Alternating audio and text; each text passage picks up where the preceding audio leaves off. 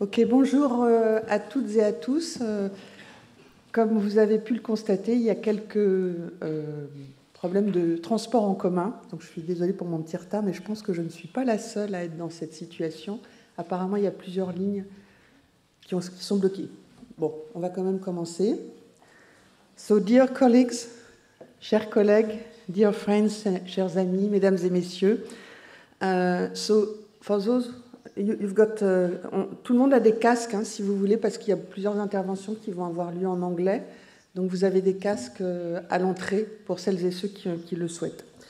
Donc je suis très heureuse d'introduire ce colloque qui est organisé par le Collège de France, qui nous accueille aujourd'hui, et l'équipe de recherche du projet GENDI, dans le cadre de la chaire annuelle de santé publique, qui est soutenue par l'Institut Santé publique France, et que j'ai eu l'honneur d'occuper cette année.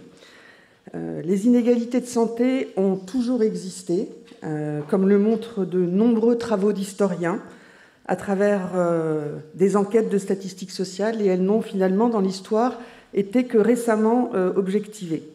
Et dans un ouvrage récent qui s'intitule « L'histoire de l'épidémiologie », Stoley et Lasky soulignent que les tout premiers travaux quantitatifs sont ceux des Britanniques, Sir William Petty et John Grant, qui ont été de véritables précurseurs de l'analyse en démographie et en épidémiologie.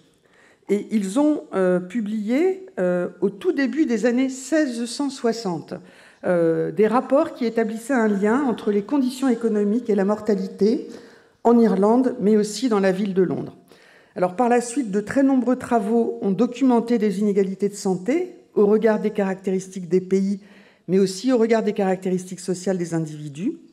Il n'est évidemment pas envisageable de les citer tous ici, mais on rappellera, en faisant un grand saut dans l'histoire, la publication du célèbre Black Report en 1980 au Royaume-Uni et les travaux pionniers de Michael Marmot à la même époque, des travaux qui ont attesté pour la première fois de manière rigoureuse et scientifique l'existence d'un gradient social de santé. Alors, les données qui sont présentées sur cette diapositive attestent d'écarts toujours très importants entre les pays, même, il faut le souligner, même si ces écarts sont moins importants aujourd'hui qu'ils ne l'étaient auparavant dans l'histoire de l'humanité. Et au sein de chaque pays, il y a toujours un gradient social entre l'espérance de vie, que l'on considère la classe, ici un proxy à travers le revenu, on va revenir dessus dans un instant, la race également, la classe, pardon, ici approximée avec des données sur le diplôme, ou également selon le genre, la race, pardon, je vais y arriver, selon la race, ici c'est un exemple qui est tiré des États-Unis et qui montre que les personnes qui sont les Américains indiens natifs d'Alaska ou les autres minorités ethno-raciales et les Noirs en particulier ont des taux de mortalité qui sont plus élevés. Un dernier exemple, c'est celui du genre, avec cette espèce de paradoxe que l'on souligne souvent, que les femmes sont dominées dans tous les champs sociaux, sauf dans celui apparemment de la santé, mais on aura l'occasion de revenir dessus. Voilà. Alors, toujours est-il que ces différences, elles sont aussi très marquées selon les ressources économiques que détiennent les individus. Et Owen O'Donnell examinera ce matin les liens complexes entre ces ressources et l'état de santé. En tout état de cause, nous sommes bien face à un phénomène universel.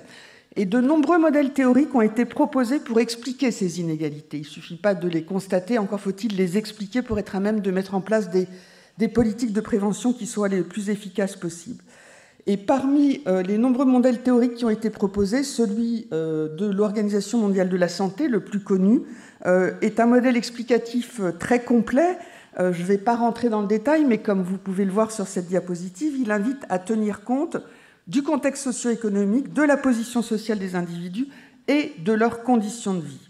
Mais aussi complet soit-il, même si les déterminants sociaux sont véritablement au cœur de ce modèle, il reste à analyser les processus sociaux qui sont à l'œuvre dans la production de ces inégalités. Au-delà de ces déterminants, quels sont les processus qui fabriquent, qui produisent ces inégalités? Et la perspective sociologique a précisément pour objet d'analyser ces processus qui produisent ces inégalités de santé. Alors, je voudrais, sans rentrer dans le débat, préciser que le terme d'inégalité de santé recouvre différentes acceptions dans le champ de la santé publique, en sociologie, comme le rappelle notamment Braveman et le tout dernier rapport de l'Organisation mondiale de la santé de 2025 sur les déterminants sociaux de la santé. Ces définitions, on va le voir au long de ce colloque, renvoient à des cadres théoriques différents, dont certains, je le disais à l'instant, vont être présentés aujourd'hui. Pour ma part, je définis les inégalités de santé comme des écarts de santé entre les groupes sociaux qui résultent de logiques sociales et institutionnelles. Dit autrement, les inégalités sont des différences qui sont socialement produites. On notera que cette définition ne fait pas appel au caractère évitable ou injuste des inégalités, qui est souvent retenu, et qui sont des caractères extrêmement difficiles à objectiver. Alors, l'analyse sociologique considère, et c'est vraiment le postulat de base, que les corps sont façonnés par des rapports de domination et que ces rapports de domination interagissent entre eux de la naissance jusqu'à la mort.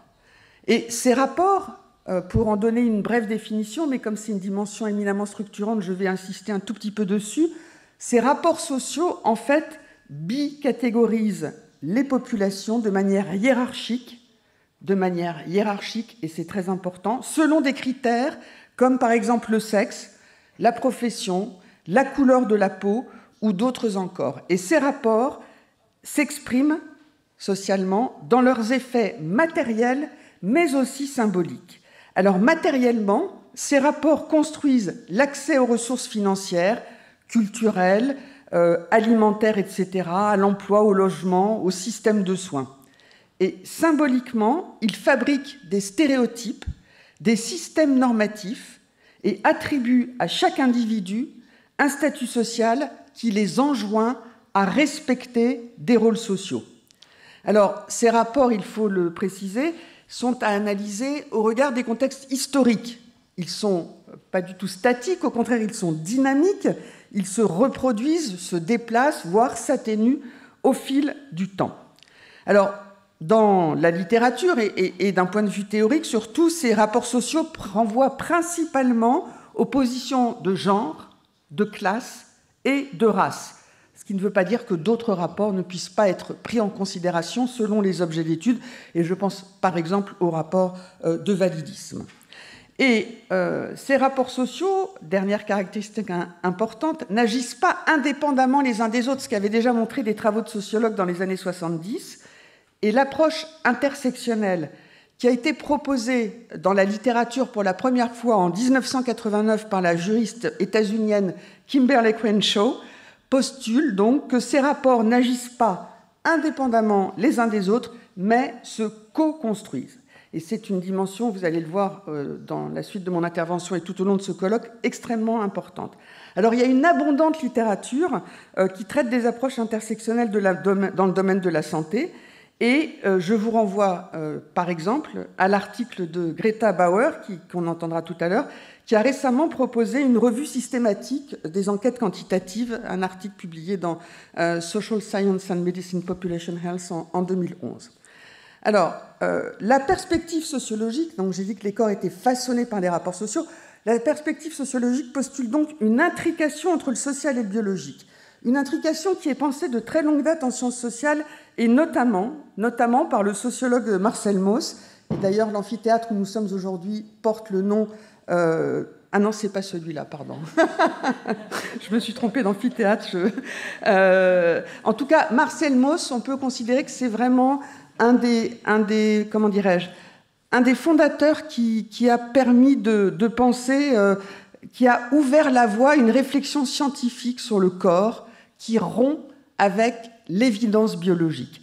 Alors, c'est juste une introduction, donc je ne vais pas détailler plus à fond, mais en tout cas, il y a bien sûr après lui d'autres auteurs qui ont poursuivi cette réflexion Et je pense en particulier, mais je me restreins et je m'en excuse auprès de mes collègues internationaux, que dans les grands chercheurs qui ont marqué cette histoire, alors il y a Pierre Bourdieu, je crois que Muriel Darmon viendra dessus tout à l'heure, mais même si c'est de manière assez succincte, mais surtout Luc Boltanski, et en particulier, je fais référence ici à son ouvrage fondateur, à son article fondateur sur les usages sociaux du corps, que nous allons d'ailleurs bientôt publier en anglais, assorti de commentaires dans la revue Social Science and Medicine.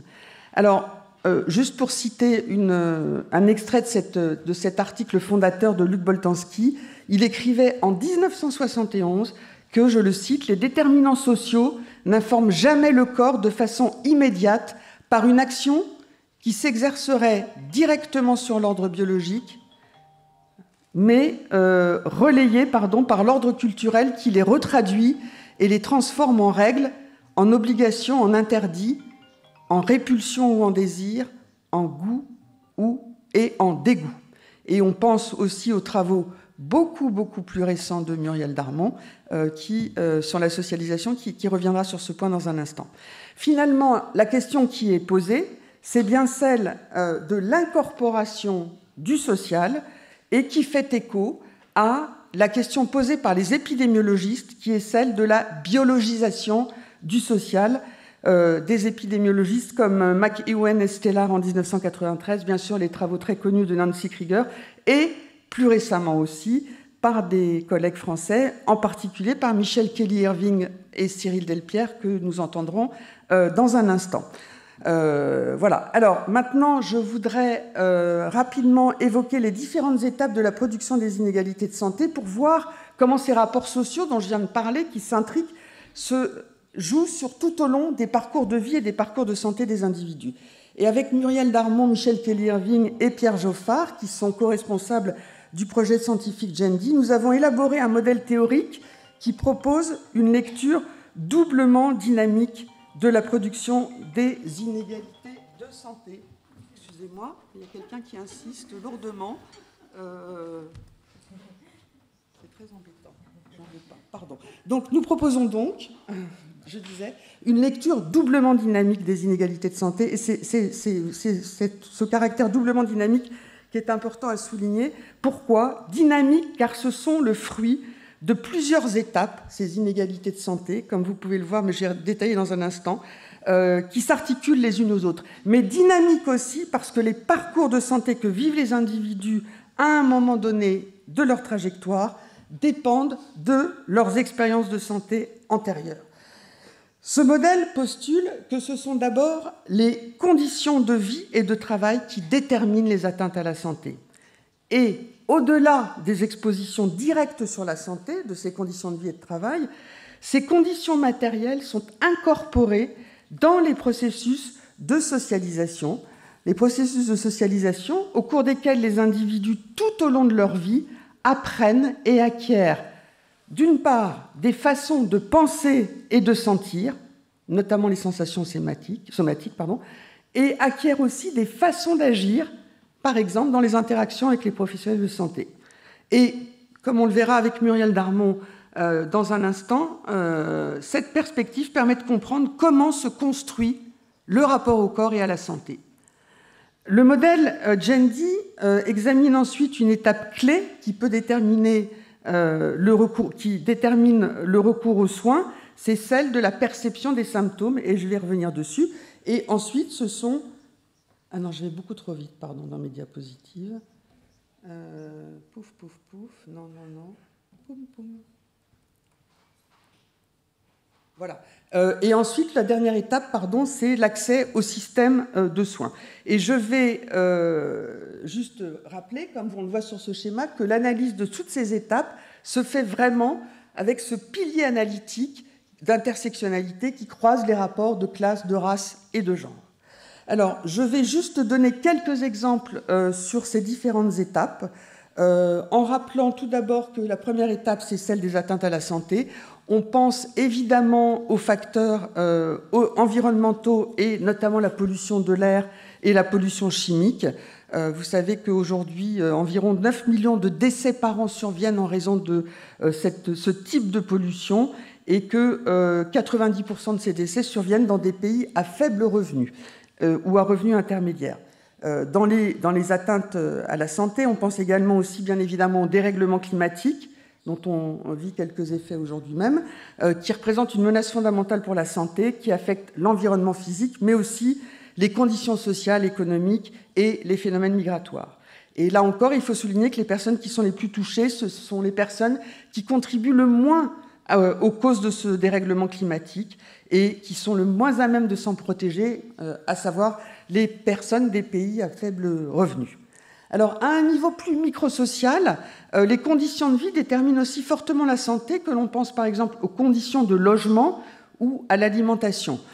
Les conditions de travail, et j'insiste sur les conditions de travail parce que c'est vraiment, en France, mais dans de nombreux pays également, un angle mort de la recherche en santé publique, les conditions de travail. Pas juste le travail qu'on exerce, mais les conditions de travail. Et on a pu montrer, enfin plus exactement, Narges Ghoroubi et Émilie Counil ont récemment montré, qui sont dans l'équipe GENDI, l'influence importante de ces conditions de travail pour rendre compte du risque de contracter le virus du SARS-CoV-2. Et dans une approche intersectionnelle, elles ont pu montrer que les femmes et les personnes racisées occupant des emplois dits essentiels avaient un risque beaucoup plus élevé que les autres. Alors, ces différentes dimensions environnementales et conditions de vie s'articulent de manière complexe, comme le montrera Seth Holmes dans l'après-midi, et elles affectent le plus souvent les groupes sociaux les plus précaires et notamment les personnes migrantes. Donc une étape extrêmement importante à prendre en considération.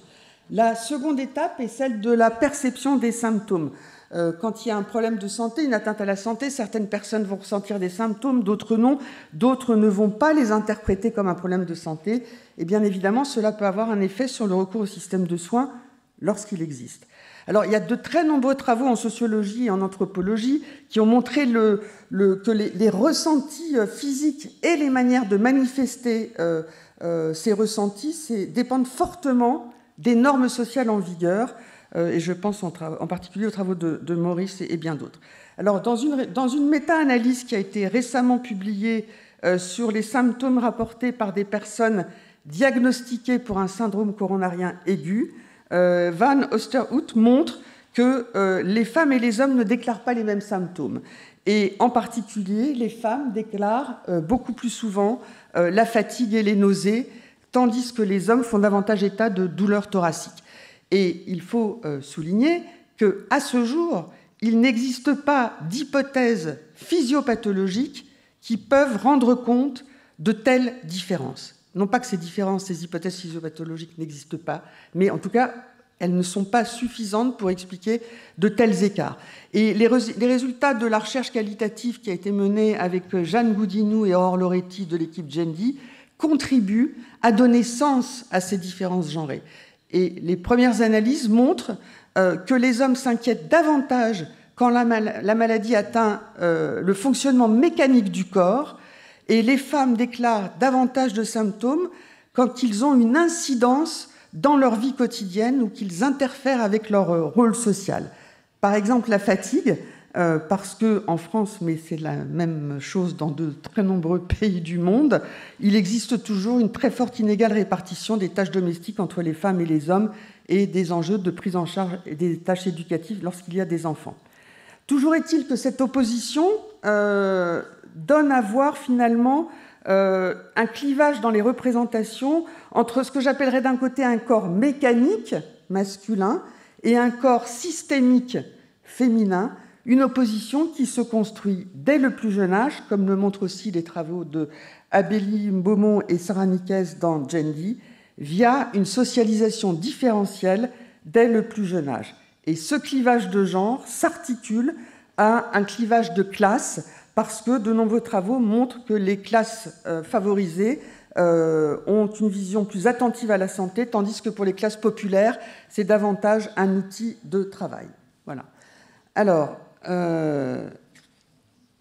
j'en viens maintenant, à la question des conditions d'accès au système de soins. Je vais passer assez rapidement parce que le temps découle, mais juste pour vous montrer sur cette diapositive de l'OMS qui porte sur la région africaine, pour dire que la question de l'accès aux soins est fortement déterminée par les inégalités territoriales d'accès aux soins et que les personnes qui ont le moins de ressources, comme vous le voyez sur ce graphique, sont celles qui connaissent le plus de difficultés, qui sont plus éloignées du système de soins. Les conditions du système de soins dépendent aussi des expériences de discrimination antérieures. Et quand on regarde la littérature internationale, on se rend compte que l'accent est mis de manière quasi exclusive sur les populations racisées qui ont plus de difficultés à accéder au système de soins pour des problèmes de langue, peur de l'expulsion, expérience de racisme, etc., défiance vis-à-vis du système de santé. Et nous avons montré avec Alexis Spire dans le cadre de l'enquête GENDI que finalement l'effet des discriminations sur l'accès aux soins, ici c'était le fait de ne pas se faire vacciner contre le Covid-19, finalement était un enjeu qui touchait tous les groupes sociaux et pas que les groupes racisés, et en particulier les groupes les plus précaires. Et une analyse, donc l'effet des discriminations sur l'accès à la santé, mais pour tout le monde. Et toujours dans l'équipe GENDI, les analyses qualitatives de Raphaël Chalier ont montré finalement, donc à travers des entretiens, que les personnes qui étaient confrontées à des discriminations se sentaient exclues socialement. Et en conséquence, à cause de ce sentiment d'exclusion sociale, elles étaient peu enclines à s'engager dans une démarche préventive pour elles-mêmes ou pour les autres. Et au-delà des enjeux d'accès aux soins, les liens entre discrimination et santé sont complexes. Et comme le montrera cet après-midi Greta Bauer, les enjeux de privilège, un nouveau concept qu'elle définira, ne consistent pas seulement en l'absence de discrimination ou d'oppression, et ces enjeux de privilège sont aussi importants à considérer. La dernière étape est celle qui renvoie aux conditions de prise en charge par les professionnels de santé. Je ne vais pas m'étendre sur ce point-là, d'un point de vue théorique, mais pour dire que, basé sur les travaux d'Elliot Friedson, avec son fameux ouvrage sur la profession médicale de 1986, il y a eu beaucoup d'études de sociologie médicale, et pour reprendre Boltanski, le fait de dire que la capacité à présenter aux médecins des symptômes qui soient exprimés clairement et auxquels la médecine accorde du sens dépendent des ressources sociales que les individus peuvent mobiliser. Alors, les capitaux sociaux sont extrêmement importants à considérer, bien évidemment, parce que les médecins appartiennent à un certain groupe social et pas tous les patients. Mais au-delà des compétences verbales, les compétences non verbales sont tout aussi importantes à considérer, comme l'a montré très, très clairement Jeannette Chim, que nous entendrons ce matin, et qui a proposé le concept de capital culturel de santé, dans la lignée des travaux de Pierre Bourdieu, bien évidemment, et voilà, qui nous montre à quel point ce capital social, culturel de santé pouvait être extrêmement important pour comprendre comment des relations favorables en matière de soins de santé pouvaient se retrouver dans certains types d'interactions entre les professionnels et les personnes malades. Je ne vais pas aller plus loin sur le capital culturel de santé, puisque nous avons la chance d'avoir Jeannette Chim aujourd'hui avec nous.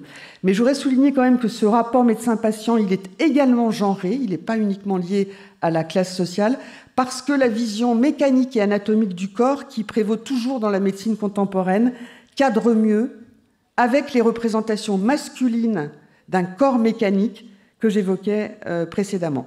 Et ce rapport médecin-patient est également racisé, racialisé plus exactement, comme le montrent de nombreux travaux.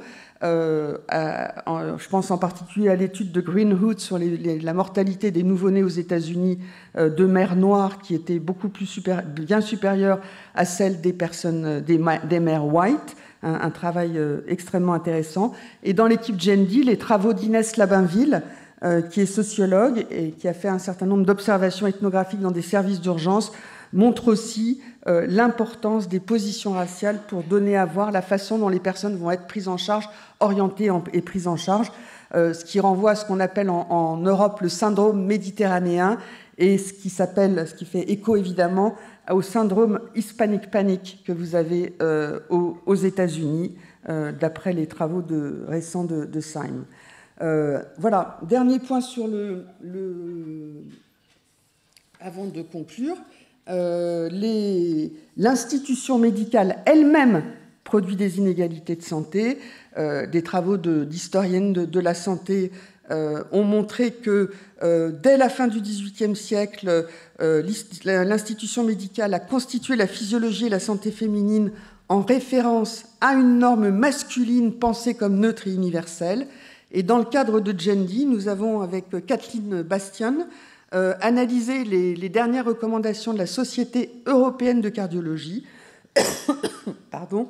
Et nous avons pu montrer, à travers une analyse très détaillée de toutes les études sur lesquelles se basaient ces recommandations, que les recommandations n'étaient pas, en accord avec la littérature internationale et qu'il y avait véritablement des biais de genre dans les recommandations qui pouvaient être données aux spécialistes de prise en charge des femmes confrontées à des problèmes cardiovasculaires.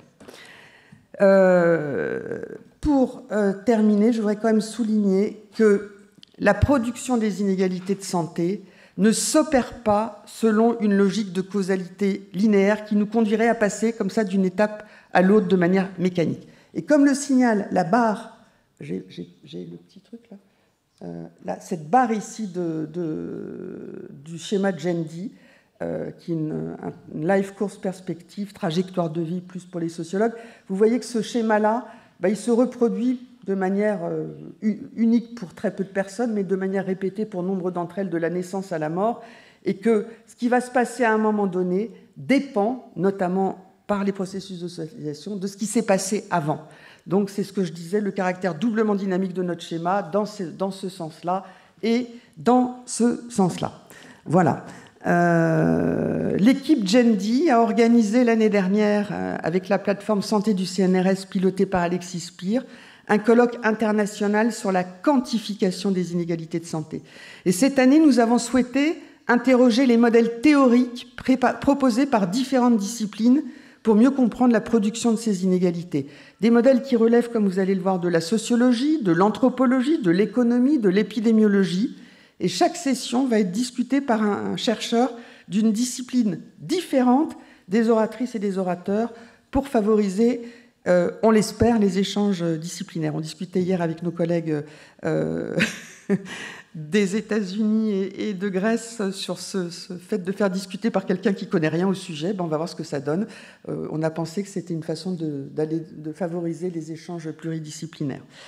Voilà, ce colloque a été organisé par le Collège de France avec le soutien notamment de Marina de Castro-Cartier, que je voudrais remercier beaucoup, et par l'équipe Gendi, et notamment par Anne-Sophie Cousteau, qui est la coordinatrice scientifique de tout ce projet, et de Camille Vilbessex, qui est en charge du suivi administratif et financier.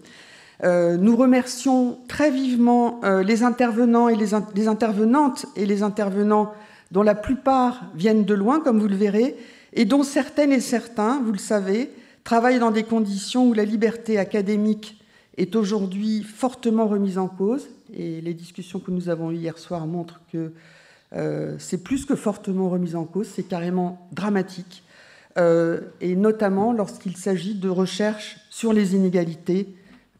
White flash. Je nous souhaite un excellent colloque. Bonne journée.